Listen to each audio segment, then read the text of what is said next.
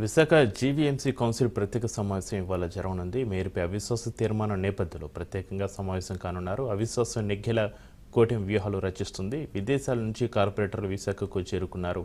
ప్రత్యేక హోటల్ రిసార్ట్లో కార్పొరేటర్లను కూటమి పెద్దలు మానిటరింగ్ చేస్తున్నారు. హోటల్ నుంచి నేరుగా సమావేశానికి వచ్చేలా ఏర్పాట్లు చేశారు.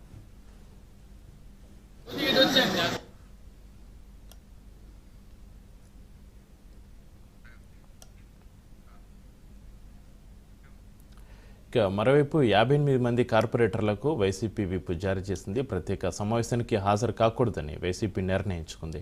73వ వార్డు కార్పొరేటర్ మిస్సింగ్తో కూటమిలో గుబులు రేకెత్తింది. ప్రస్తుతం 64కు చేరిన కూటమి సభ్యుల బలం కాగా వైసీపీ కార్పొరేటర్ల సంఖ్య 30కి చేరింది. ఇక ఇద్దరు హాజరు కాకుండా అవిశ్వాసంలో నెగ్గిలా కూటమి పెద్దలు ప్లాన్ చేస్తున్నారు.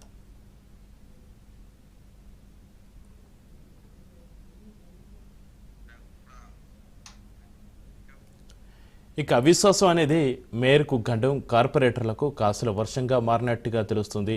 కౌన్సిల్ సభ్యులు సుమారు 20 నుంచి 40 లక్షల నగదు డిమాండ్ చేసినట్టుగా తెలుస్తుంది. విదేశాలలో విలాసవంతమైన జీవితం గడిపినట్టుగా సమాచారం.